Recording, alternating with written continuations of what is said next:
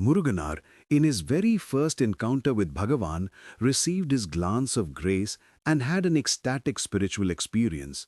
However, as sincere seekers, we must bear in mind that this ecstasy takes time to stabilize.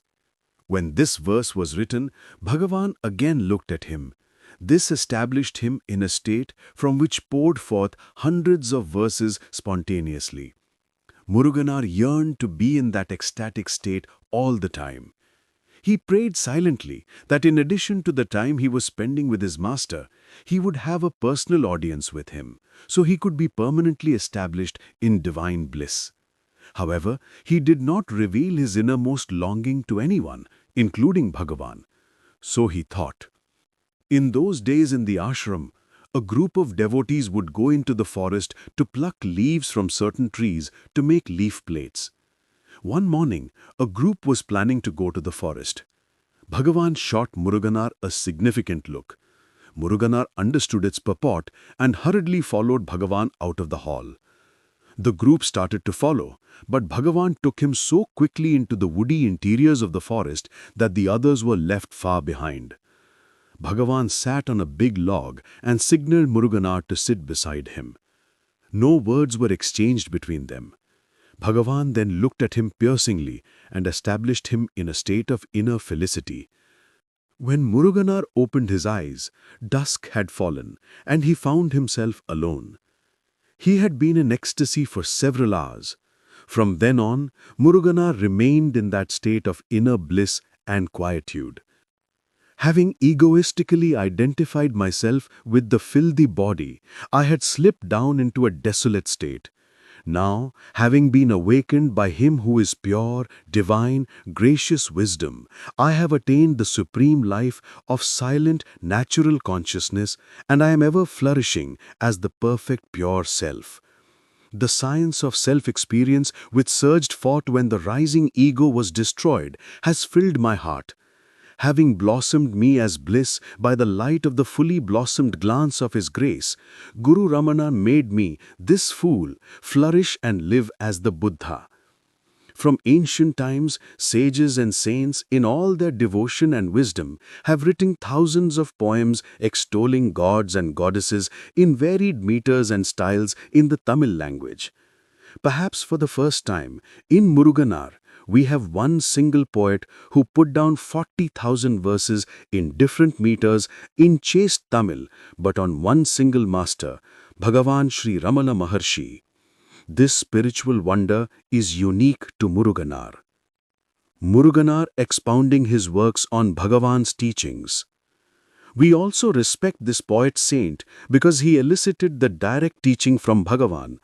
But for his efforts, we would not have Bhagavan's direct teaching in three remarkable treatises, which can easily be considered as modern Upanishads on self-inquiry and self-realization. These three works are Ullada Narpadu, its supplement Anubandham, Upadesha Undiyar, and lastly a poem on wisdom, Atma Vidya Kirtanam. All three guide us on how to experience the reality of the limitless self.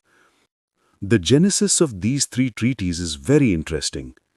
Before Muruganar came to Bhagavan in 1926, Bhagavan had written many stray verses which had not been collected and preserved.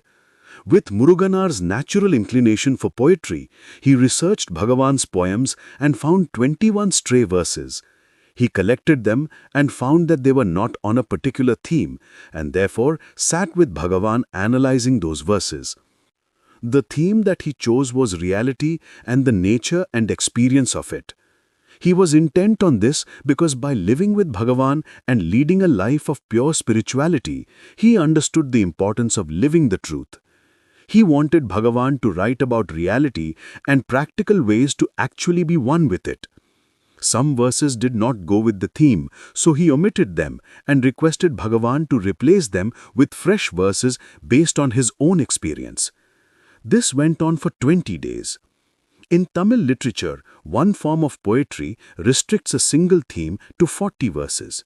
Muruganar proposed to Bhagavan to adhere to this norm. Bhagavan himself titled the collection Ulladu Narpadu, Reality in 40 Verses. While editing this work, Muruganar wanted to preserve some verses that had been omitted and requested Bhagavan to write more and made an anthology of another 40 verses called Ulladu Narpadu Anubandham, supplement to reality in 40 verses. On another occasion, Muruganar was in the middle of a spontaneous flow of writing poems on the play of gods and goddesses, where each one was presented as Ramana. On completing 70 verses, he found that he was stuck where Lord Shiva gives spiritual instruction to sages performing penance in the forest.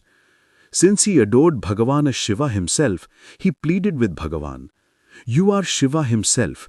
Here I am, stuck and unable to go on. Please give me the next 30 verses as Lord Shiva's teaching to the accomplished sages." In response, Bhagavan wrote Upadesha Undiyar, 30 verses on spiritual instructions, a step-by-step guide to how to be the truth.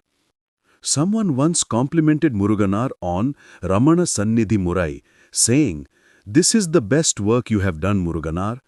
Muruganar, with tears in his eyes, replied, "In India, the Mahabharata is considered as one of the greatest epics because it contains Lord Krishna's direct teaching in the form of the Bhagavad Gita. Similarly, if you people consider Ramana Sannidhi Murai as my best work, it is because Upadesha Undiyar by Bhagavan is embedded in it." A reputed poet who lived 150 years ago had written a few verses saying that the hardest task for man in the world is self-realization. Muruganar was very upset with this. It should be the easiest. How can self-realization be the most difficult? He reasoned. He began writing in Bhagavan's presence. Self-knowledge is the easiest thing that there is. However, he could not go further because he did not know how to put it convincingly. He left the sheet of paper on Bhagavan's sofa and walked off. When he came back, Bhagavan had written the Atma Vidya Kirtanam, a few verses on self-knowledge, which described Bhagavan's own state of experience and how it is easy for every one of us to attain. Lo, very easy is self-knowledge. Lo, very easy indeed. Even for the most infirm, so real is the self that compared with it, a gooseberry in one's hand appears a mere illusion. The thought, "I am the body," is the thread on which various thoughts are strung together. Diving within, inquiring, "Who am I and whence am I?" all other thoughts vanish, and as I within the heart cave, the self shines of its own accord. Such self-awareness is the only heaven, stillness, and abode of bliss. If we examine Bhagavan's relationship with Muruganar, it will be found that self-realization is indeed the easiest to attain. For Muruganar, there was no God except Bhagavan, no path except self-enquiry, and no other purpose in life other than abiding in the self, in the silence. The crowning brilliance in his life was not just his books and his bringing out the truth from Bhagavan, it was the fact that he actually lived every word that he wrote.